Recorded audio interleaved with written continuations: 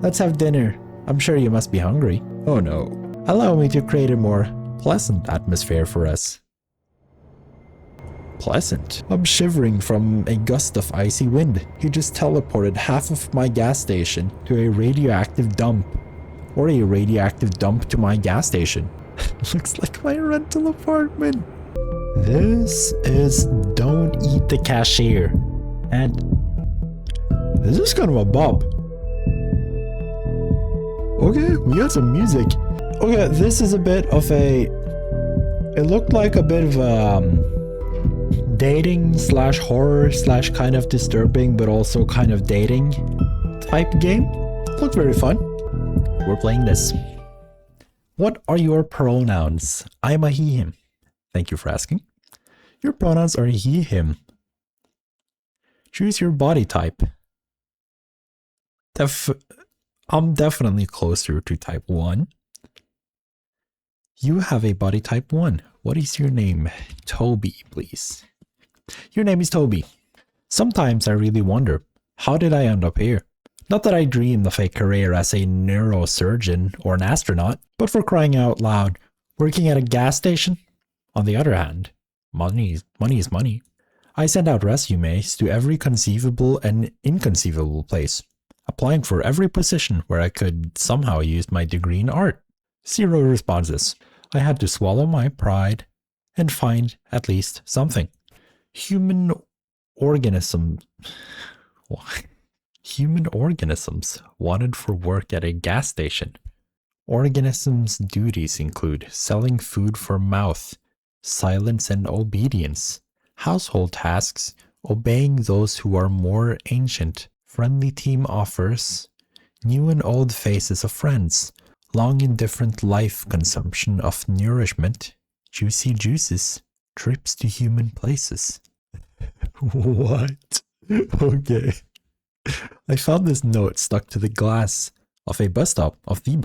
Food for mouth? Seriously? This guy's got a style of his own. Yeah, you could say that. Apparently, the manager is just an eccentric dude. Or this is their new marketing tactic to grab attention. Whatever. People often told me that I have my quirks too. And that's even if they haven't seen my fursuit. Or we're like that. We can be like that. Well, whatever. As long as he's not a complete jerk who'll hit on me or make me scrub the floors with a tooth. Oh. Hi. I didn't scream. I couldn't move. My brain feverishly tried to find any category for this in its database. Hallucination? Psychosis? Too many energy drinks? A typical middle manager? The monster from my nightmares stirred. Its tentacles crept closer to the counter. My God. The creature made a sound, not from a mouth. It had none. The sound emanated from deep within its bulk, hollow, profound, bone-shaking.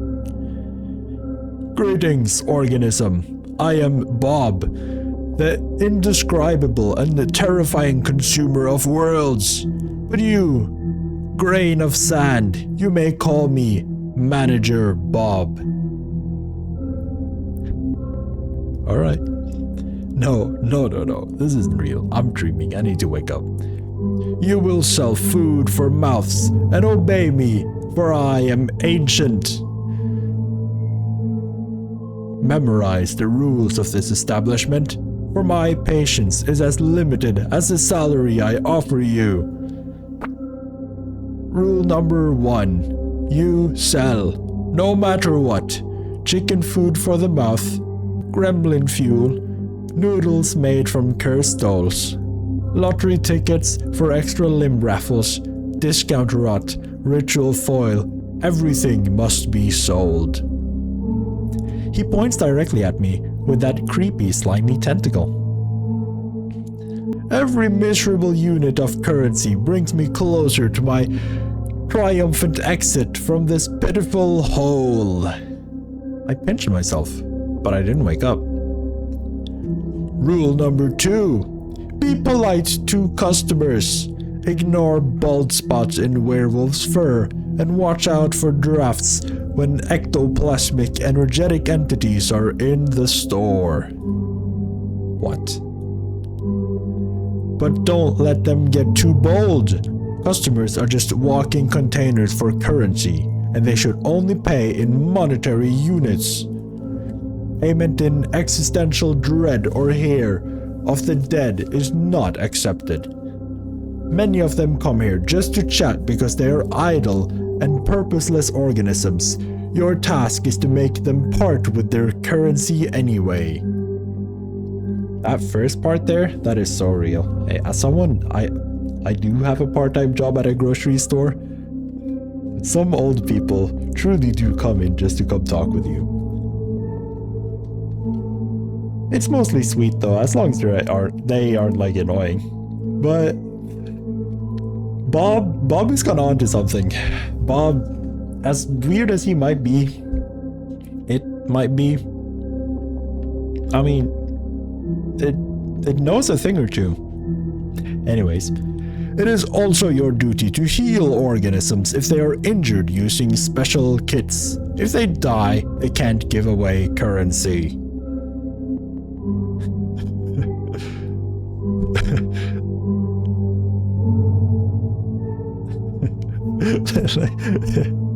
Let's be locked in. We need the job.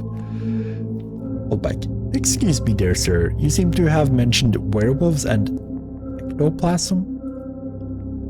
My voice is as polite as possible. I managed to compress my primal screaming panic into a tight ball and shove it deep down. Werewolves. And that's not to mention that you yourself are a giant meatball with tentacles, damn you. I shall answer your question, curious polite organism. Werewolves and ectoplasmic entities are just a few examples of the many insignificant life forms that frequent this establishment. What unites them is that they are all slaves to consumption, just like your kind. As for my nature, I am your immediate supervisor and the guarantor of your future financial prosperity. I'm at a gas station for monsters. I got a job with Cthulhu for minimum wage. This is all you need to know. I don't think we should try to argue with Bob. He seems to,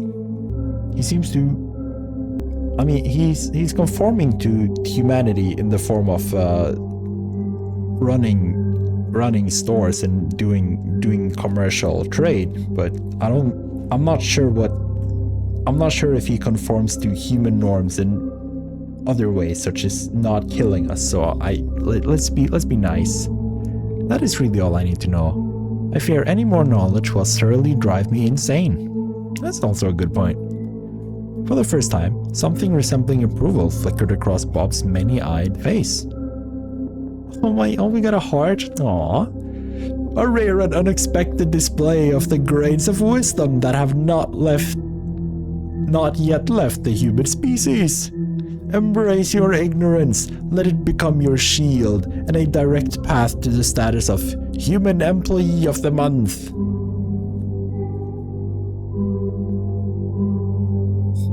And what does the Human Employee of the Month get? A cash bonus of 25 cents! I mean...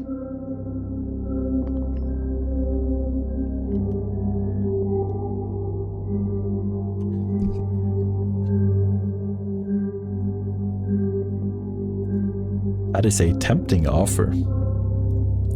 I understand that you, human, are already extremely excited about this, but that's not all.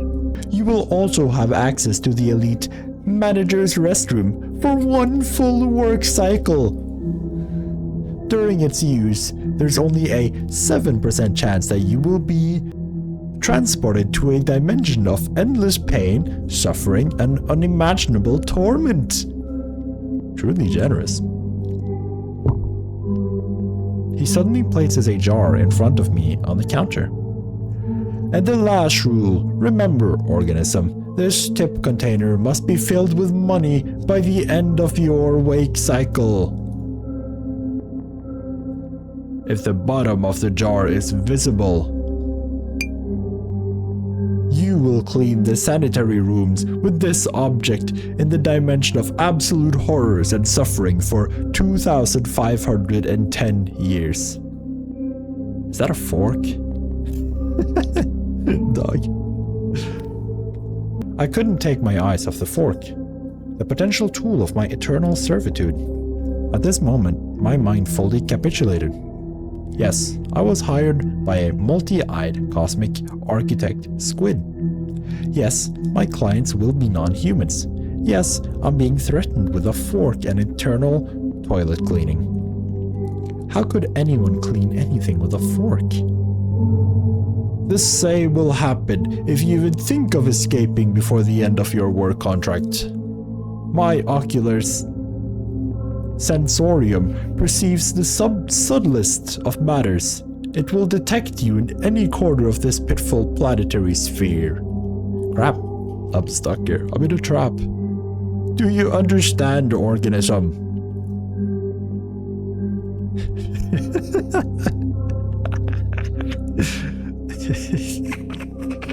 It's too funny. I have to click it. Organism, do not dare to use sarcasm. You greatly overestimate your significance, single-brained creature. I warn you, one more joke like this, and the duration of your possible punishment will increase by another millennium, and one prong will disappear from the fork. He gurgles indignantly for a while longer before finally concluding the briefing. Goodbye, organism. Good luck in your currency acquisition and button pressing. Let's just say we can handle it. Adequate! Your willingness to fulfill your work duties deserves my emotional approval. Human entity, you are acceptable.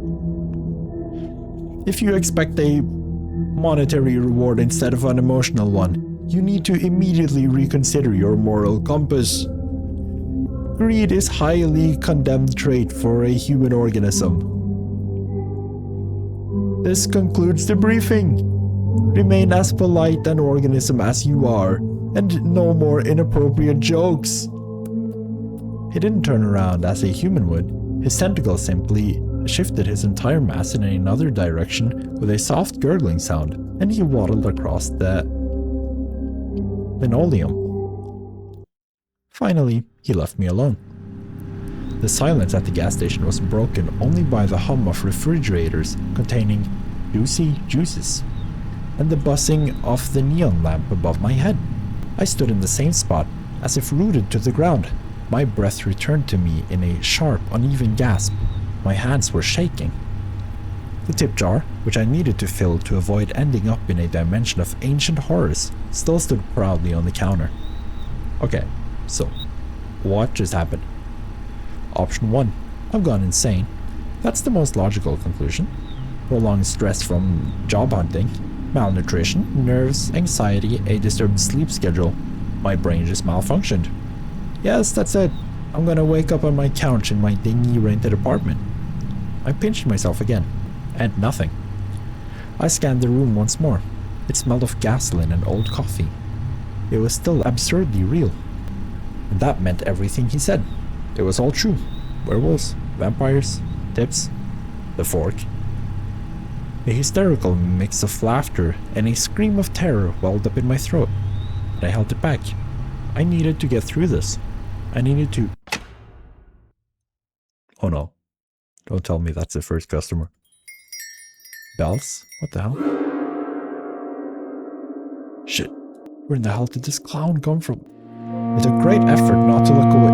That's loud. Let me turn that down a little bit. You can probably barely hear me. Okay. Dang, that's really loud. Okay. It took great effort not to look away from those red eyes burning in the pitch black darkness. Is he amused? Is he wondering if I'm tasty? Bob didn't exactly give any guarantees that I wouldn't get devoured at work. My brain, still recovering from the encounter with Bob, was frantically trying to figure out how to break this ringing silence. You can't just appear with the sound of a creepy piano, sir. Isn't it strange that I work at a gas station for a couple of bucks, Yet you're the one who wears the jester's hat. Good evening, sir. What would you like to purchase? Oh, it's only me. Let's go with this one. My deepest apologies. I didn't mean to frighten you, my good sir. You're right. There was far too much drama in that entrance. What would you prefer for my next entrance? Triumphant fanfare and a cheering crowd? Or perhaps just enough accompaniment from the voices in your head? Tell me, will the voices in my head be able to buy this thoughtfully like discount rod if you try using the door? I like that. Ah yes, doors and hinges and thresholds, square things. It's so incredibly mundane. Where's the pizzas? An interestingly shaped doorway. This establishment, I feel, belongs to an incredibly powerful cosmic entity. And all it could come up with is this mundane earthly interior. I have no desire to walk around an ark that doesn't even have carved finials. It seems my boss will carve a finial out of me if I don't sell at least a can of soda to the Mad Hatter. Nah, let's just chat with him. My god, another crazy person with a strange way of speaking. And it seems he's in the mood for a chat. So, what is a beautifully handsome gentleman like you doing in such a dreadful dirty island of misfortune? Or rather, what is a place like this doing with such a handsome gentleman as you? Oh wait, where are my manners? I suppose I must introduce myself. I have many names, most of which are not fit to be spoken in the company of a lovely gentleman. The nicest I've heard is the Mad King, a title I plan to pass from me to myself for the coming centuries. However, my mortal mother has named me Darien.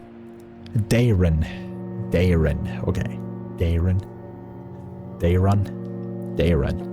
Now, may I have your hand? Sorry, my mother told me not to offer my hand to strangers or any other parts of me, sir. Oh, your highness. Nah, I trust him. Sure, take it. He suddenly bows his head and presses his lips to my knuckles. Meeting you is truly a pleasure. His lips are cold, yet a ghostly warmth spreads across my skin. So here I am, dealing with a real gentleman. How lovely. Or a king, as he calls himself.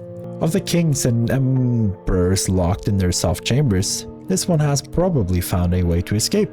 May I know your name? I don't immediately realize he's asking me a question, still in a daze from that gentlemanly kiss. My name is Toby. I'm also a king, the king of the gas station. Big D? What? No, we're the king of the gas station. That's me. A king, your majesty. Forgive my outrageous ignorance. I do not recognize the sovereign of this noble kingdom of oil and discounted juicy drinks. You are a king with a wonderful sense of humor. As am I. There's nothing better for subjects than rulers who appreciate a good joke. Many believe that absolute power make a ruler's sense of humor more sadistic, but as far as I'm concerned, they never had a good entertaining time impaling people. I humbly bow before you, your majesty of the midnight shift. Sorry I didn't send envoys ahead. Apologies not accepted. I wish the fuck is vassalize? Vassalize. Vassalize means to turn a person, nation, or group into a vassal, forcing them into a position of submission, obedience, or lower status under a ruler. What? Jesus. No. We'll grant him a royal pardon. A pardon from the lips of the king himself. How my wounded soul rejoices. I'm redeemed, reborn in the light of your mercy. This act of mercy will be sung by my poets of my realm, those who can still rhyme, rather than just wallow in alcoholic oblivion. You know, my company has an especially interesting effect on the artistic types, as I've discovered. We're the artistic type. We have a art degree. That's me. Get me out, please, let me out. Darian, take me with you, bro. I need to get somewhere else, bro. I kind of got myself in a rough situation, and yeah. Anyhow, nothing surprising there. It seems I've gone mad myself, or halfway there. Maybe it happened around the time I decided to become an artist. I am indeed exchanging silly jokes with some mysterious toothy entity as if it's nothing. An entity that kisses my hand. Maybe I just adapt to this new profession really quickly? Or perhaps I had a stash of nerves of steels in a bag. I can't shake the feeling. Though this clown is about to explode himself or blow me up. I feel like my brain is turning to jelly. And I don't understand when I finally get to the point. It's not that bad. We're chilling. Maybe I've just been spoiled by all those mangas about sinister and tragic monsters.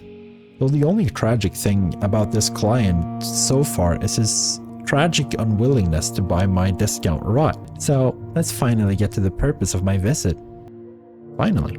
It's completely unknown to me. Oh, for crying out loud. There's nothing interesting in this assortment of this pathetic shack. Except for you. So I'm buying your time. Let's have dinner. I'm sure you must be hungry. Oh no. Allow me to create a more pleasant atmosphere for us. Pleasant? Praise the goat mother. Okay. I'm shivering from a gust of icy wind. He just teleported half of my gas station to a radioactive dump. Or a radioactive dump to my gas station. And the jar is gone. My freaking jar!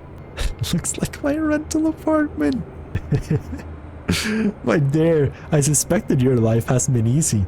But was it really that bad? Don't worry, I won't abandon a lord in distress. Just say the word, and I'll reallocate you to one of these incredibly cozy dwellings. I'm sure the local cockroaches won't mind. And together you can fully enjoy the scent of atomic decay. However, I can't go long without it. Familiar landscapes. Already ruined land makes me melancholic because all the fun has happened without me. Disgusting. Allow me. This is something seemingly less radioactive. I suppose you can call this a little romantic. It's calm. The cash register is still here, but kinda, kinda ruins the mood, but it's fine. Amazingly, I haven't thrown up yet. It feels like I've been flushed twice through an interdimensional toilet. I clear my throat. Seems like I'm sitting at a table. Much better, wouldn't you agree? Couldn't be better. It's beautiful here and strange. Is this your home? I prefer the dump. It is beautiful here.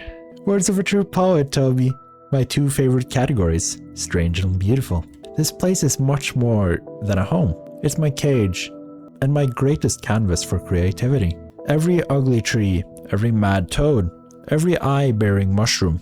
It's all a piece of me. A marvelous place. Except when the rocks grow legs and start running. Including those that people take their homes out of. And now you're part of this place too. Isn't it wonderful? I'm slowly getting used to the landscape. The fireflies here are quite charming. But it better be without that frog with a human face. That thing is a little strange, is it? Yeah, it's fine though. The frog notices me too. It lets out a sad croak and then looks at me with an expression of deep existential despair. Something about the frog. Who's that? Oh, that's Lore. Lore? That's Lore, one of the brave souls who dared to challenge my authority. My dear friend, who once walked the path of adventure. However, he didn't foresee the possibility of being turned into a frog on a whim.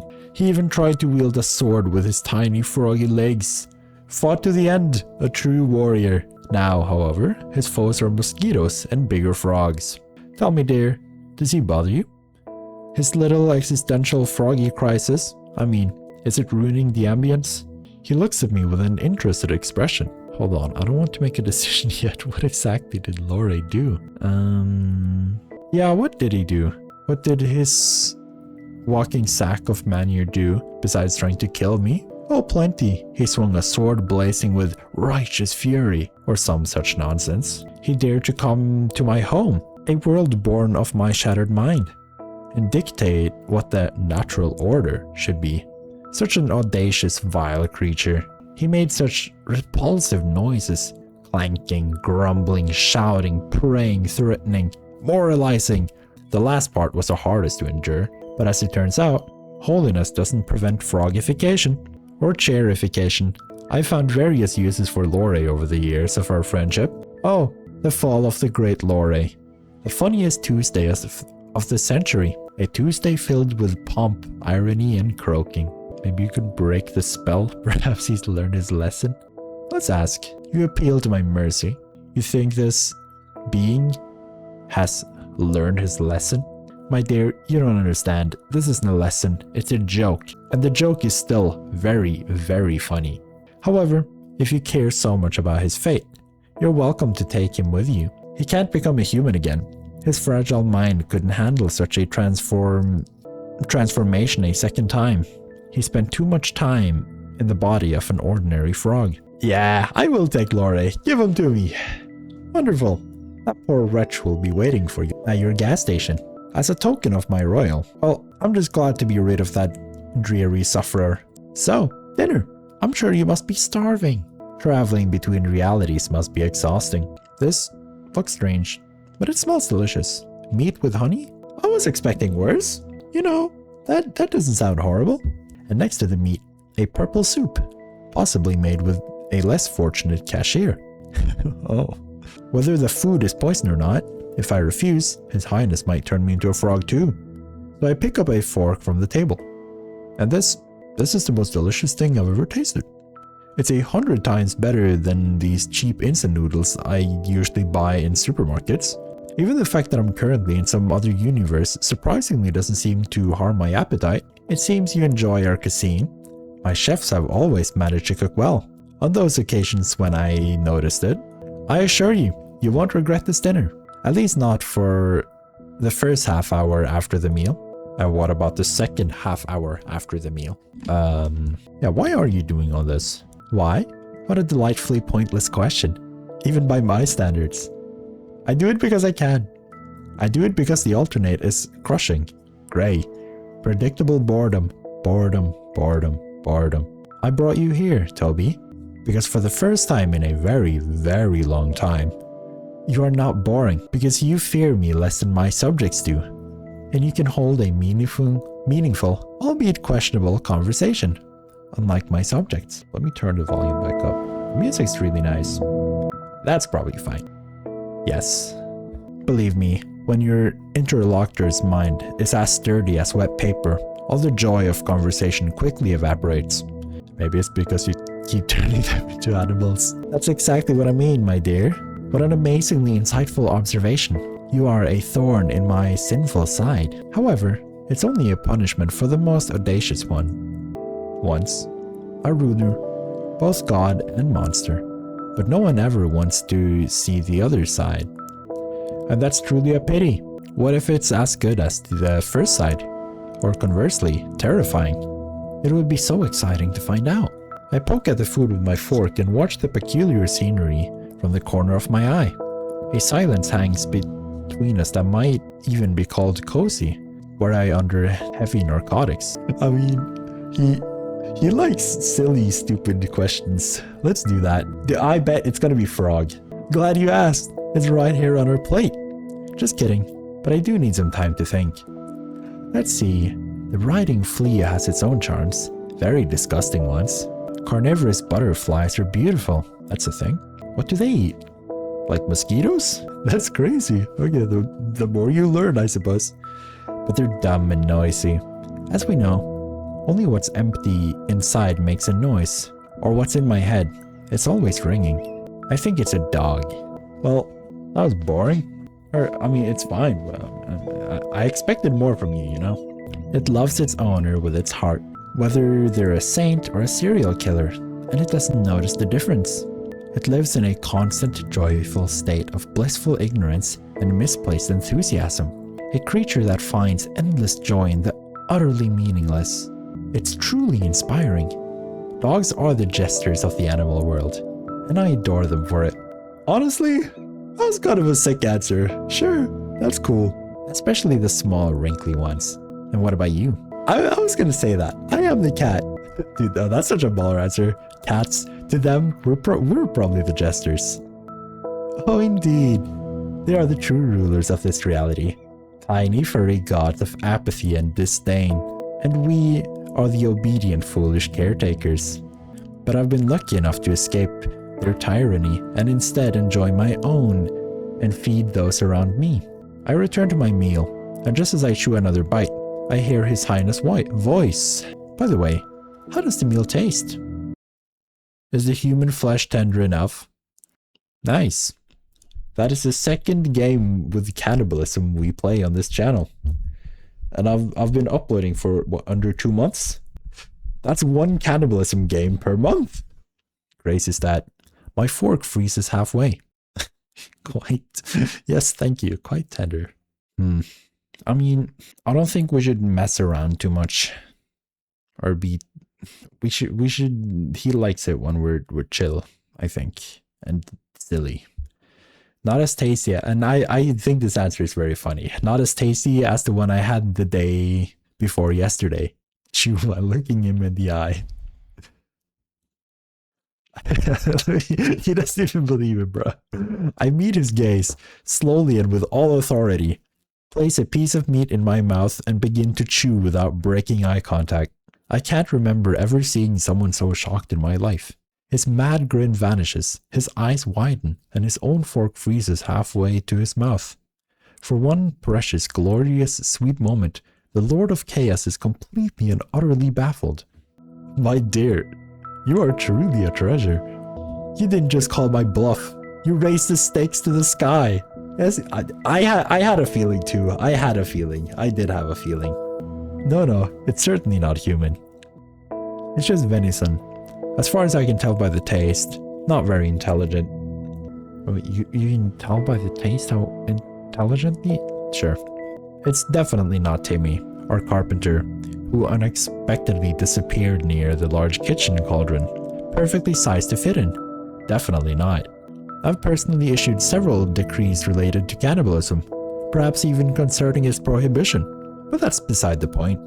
I rarely have visitors, and I'd like to tell you about other interesting guests. After all, it's the most fascinating thing I can share with you. For a place where mushrooms with eyes grow, it can be incredibly dull here. Shadows in the clearing thicken and stir. They detach from the gnarled trees, rising up from the ground like black ink and spread across the wall. Dancing and intertwining, they prepare to perform at their master's whim. Behold this incredibly crooked castle, my dear. Crooked to the point of absurdity. Sadly, in reality, its curves look far more aesthetic, but give the creator some leeway for expressiveness. Many brave and not-so-bright souls have tried to conquer this terrifying, dark, eerie, crooked castle, so many that it's become even more crooked. You see, the dreadful monster living there never liked being distracted from its important duties. Terribly important duties, like having long, deep conversations with its own reflection, or concocting recipes with raisins. True. Yes, you do understand. They are a real horror, aren't they? Tiny, shriveled bits of deception. They pretend to be sweet, but they are just made to ruin. They ruin lovely cookies, ruin family photos. What? Sure. They have no place in civilized society. Now that's true. Oh, how I understand them. Oh, but he's exactly like that. Yeah, sure. The monster was a tyrant, a menace. He sowed chaos and disorder, mostly on purpose. He had countless opportunities for creativity and wasn't afraid to use them. He made some people believe they were pigeons and others that they were grains. He wouldn't allow his best servants to have windows, fearing that the moon and both suns would get envious and want to take them away. And he demanded they seal the gaps in the doors as well. He locked wizards who came for him for magical gifts in the giant laboratory and promised them power if they invented a kettle that could boil everything except water. What, the pigeons or the grains? No, I'm interested about the kettle. Invented? Oh, they did much more. After 11 years of failed prototypes, a few explosions, and chemical runnings away on their own legs, they succeeded. The kettle could boil even bright memories, but not water. Water could instantly freeze, explode, and file for divorce. I immediately rewarded them with a new invention idea. A cup with a sealed top and without a bottom. Let's see how they handle that. But I digress. But behold, a ray of light in the dark kingdom. The first hero, Sir Lorre, the righteous in all his clanging, self-important glory. He took a knee to rest briefly because the weight of his righteousness was bad for the health of his poor back. True. Following rumors spread by the same monster, he fought his way through the monster's loyal subjects to... By the way, where did he even find them? Most of my subjects are too busy contemplating the color of suspenders for their suspenders. What? Lamenting their fate. I cherish them in their imperfection. Anyway, it doesn't matter. They were probably the most restless of them. Every story needs minions. In any case, our hero descended into the Grotto of Despair. The Grotto of Tentacles? Imagine the most sinister name you can conjure. Okay. Yeah, that's a good one. The Grotto of Kidney Stones. The dreadful, imperfect human body. The worst affliction is having them in your kidneys. What a joy that now I can choose how many I have. I prefer a negative number. But let's not get sidetracked. Into the Grotto of Kidney Stones, our hero descended to retrieve an artifact capable of defeating the Monster King. The Ring of Incredible Power. A bit shoddily crafted, but I assure you, it looks more aesthetic in real life. However, the brave knight didn't know that the incredible power of the ring lay in its 440 pounds weight. 200 kilos, 200 kilo ring. That was its only magical property. The only incredible thing about this ring was its incredible stupidity and uselessness. The realization that he had spent weeks of his life on a divinely heavy paperweight, and the sudden crushing thought that he would have become a baker instead of a hero, just to get some sleep. Well, it broke his poor noble mind. Not as his mind was ever intended for serious burdens. I don't want to take sides here. So, the knight perished.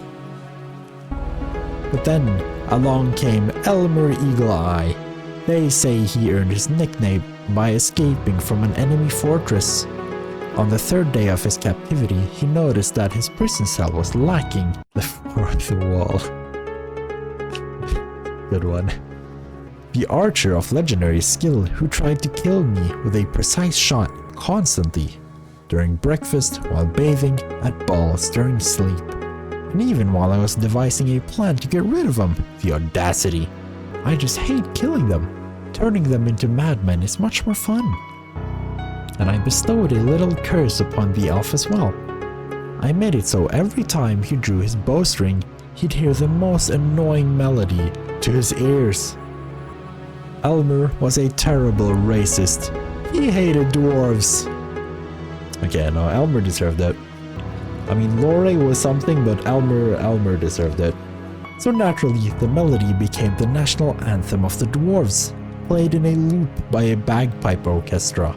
The pure rage it provoked derailed his aim every time. Eventually, he stormed the castle, dropping his bow, and begged for a job at my court in exchange for changing the song to anything else. He was desperate, and I was a villain. Everything aligned incredibly well. Now, he's my royal huntsman. The dwarf march is replaced with a lively elven sea shanty. And that no one dare accuse me of being callous and heartless. Now he has a salary, good food, clothing, entertainment, and a full guarantee of non-dismemberment. You missed the opportunity to change his dwarf national anthem to dwarf serenades. Toby, what were you before? Hoarse odes and comparisons to long stalastices. Endless rhymed verses about the shine of a beloved beard. It's a refined, devilish thing. Why didn't I think of it myself? To torment a man, not with sounds of war and patriotism, but with the clumsy, heartfelt caterwauling of a species he despises, turning a love song into an instrument of pure, heart-wrenching agony. Brilliant. Well, I'll steal your idea for the future. And finally, the witch, in a classic giant hat, under which you could easily fit another witch.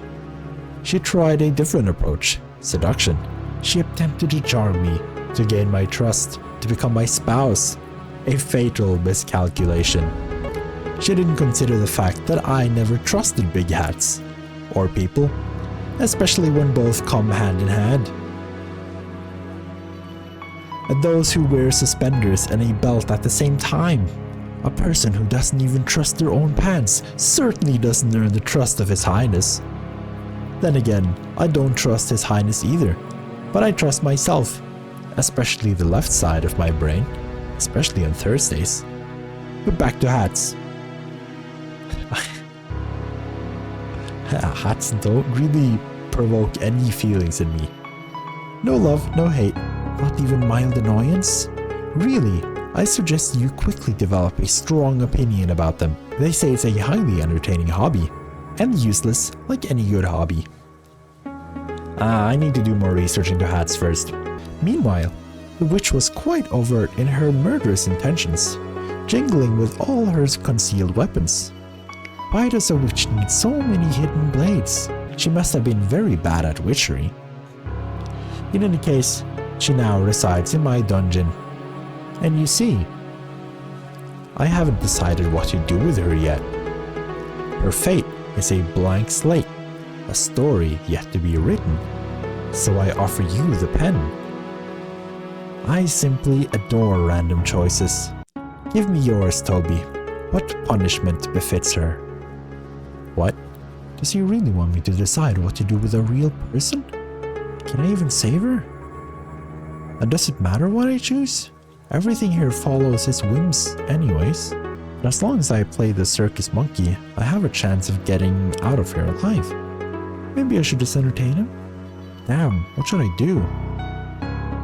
Can I take her with me? The craziest thing would be to spare her. No one would expect that. Turn her into a hat. I want to take her with me.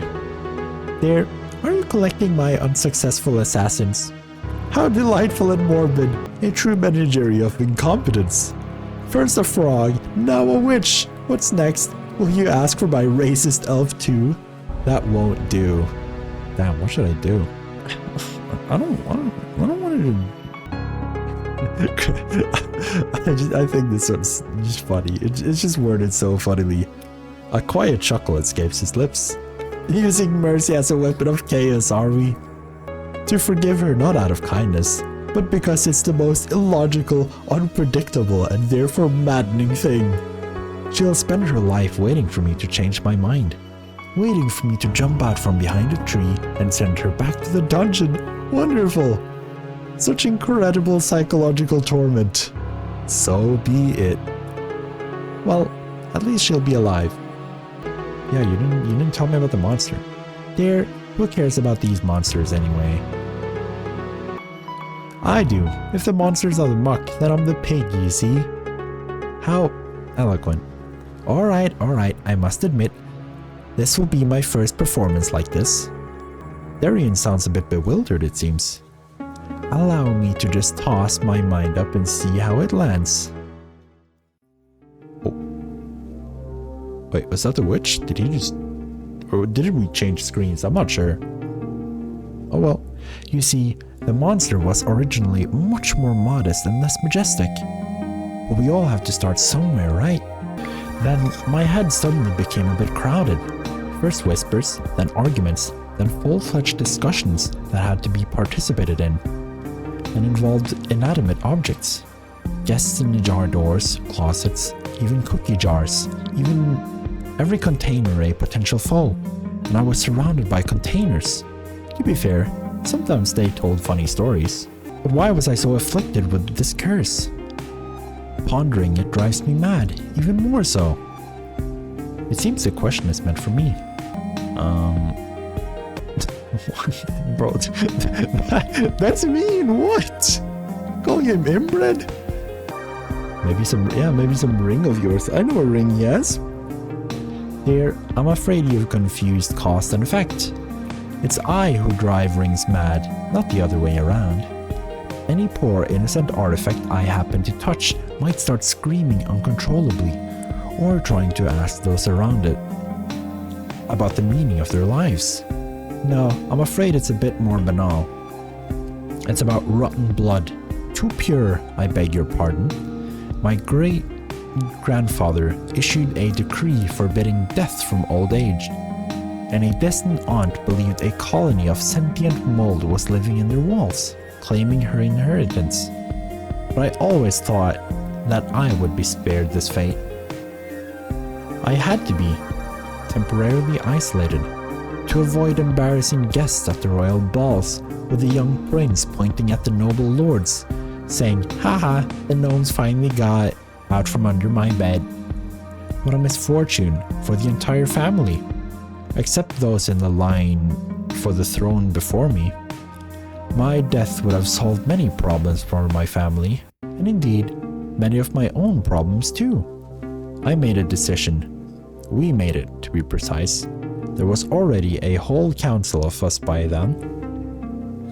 However, Chaos had other plans. A god, a goddess, a cosmic clerical error. I don't know. Something ancient and terribly bored found itself a new source of entertainment.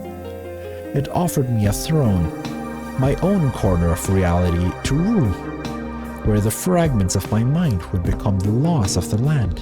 No more restrictions or pants for my subjects, if I wished. My subjects, at first, they disagreed, but then they came to the terms, or their minds changed to fit the new realities. And here I am. A dramatic silence ensues. Perhaps I'm the first being to hear this story in the centuries of his existence? I must choose my next words carefully. Give me a tip. Like for the jar? Dog. Well, I think it was sweet. Thank you. You're welcome, Toby. To be honest, it wasn't great. I'll need to add more explosions. Good one. The shadows finally dissolved into nothingness. I just saved someone from a terrifying fate at the hands of a madman. I feel a certain pride. It was a pleasant addition to the horror I've felt in the past hour. I'm afraid royal duties await me. Our time is up. I shall send you back, Toby. I rise from the chair. I squeeze my eyes shut. The light is blinding, even with my eyes closed. So unusual after all this darkness. The jar is full of money. It was all worth it. And my Lore. I hope he'll enjoy the company of a kind gnome. Definitely better than his previous neighbor. Greetings, organism. How's your work progressing? I see the first transaction was successful. Acceptable. And this still doesn't save you from the threat of cleaning sanitary facilities, but it's a wonderful starting point for your entire tiny life. Do we tell him about that? It's probably best that we don't. Work is going well, sir. Excellent. Maintain this level of productivity. You may be rewarded with an additional 5-minute feeding break, or if you can find food, rejoice in my generosity. Continue working. I am experiencing a positive emotional reaction. I am proud of you, and I will be even prouder if you acquire even more currency. Your tactic of a jesting, carefree organism is clearly paying off. Do we compliment him? Yeah, let's be sweet. Your comment... Wait, I didn't... Goodbye, Mr. Manager. Your tentacles shine particularly beautiful at this time of day. Your comment regarding the shine of my appendages is noted, organism.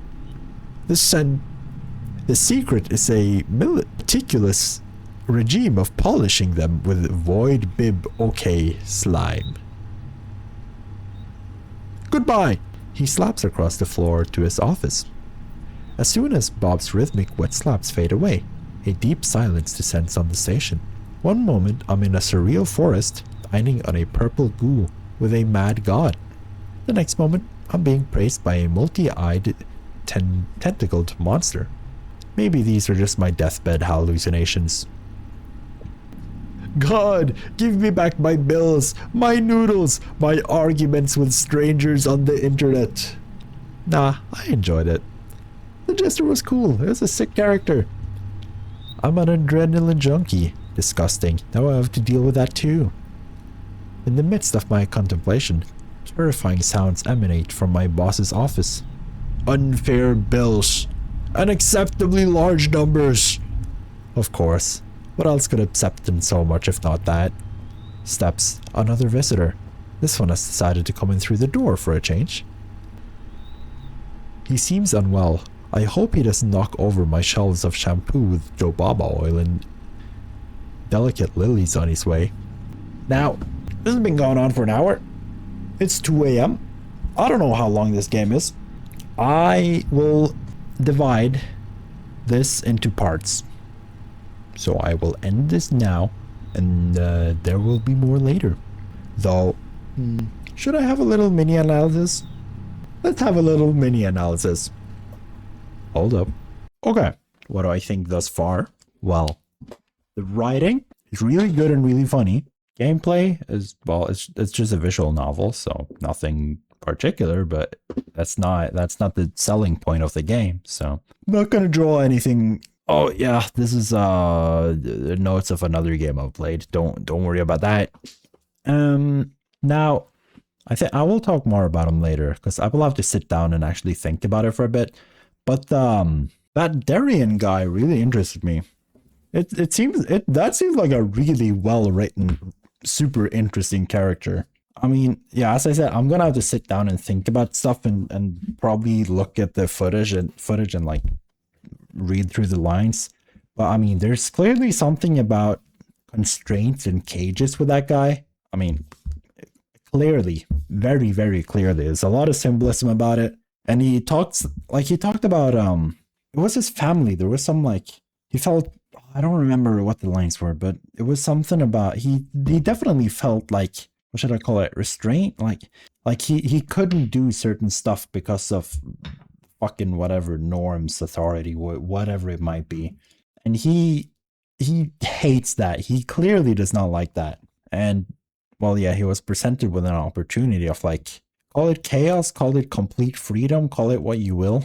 What he wants is like, I'm not sure actually. When I think about it, I can't really word exactly what it is he wants.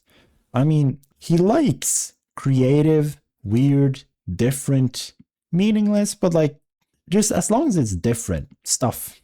But I mean, I guess the only thing we really saw was boredom. And I guess he doesn't like repetition. Because there's a lot of that with like royal family stuff. They are very powerful, but they are very, very constrained in what they can do. They have different actors, different countries, different whatever that like, I mean, they can do a thing, but it will just completely destroy everything, right? They have to conform to like a status quo. And that's where he came from. And he does not like that very clearly. He absolutely hates that. So yeah, but I will sit down and I will think about this more. I don't really have my thoughts are very scattered at the moment. But yes, thus far, absolutely awesome game. Incredible game. If you can't wait, there's a link in the description to the game. The game is free. Go play it yourself. Also a link to their creators page. Go support them. Super talented creator. Peak incredible game thus far.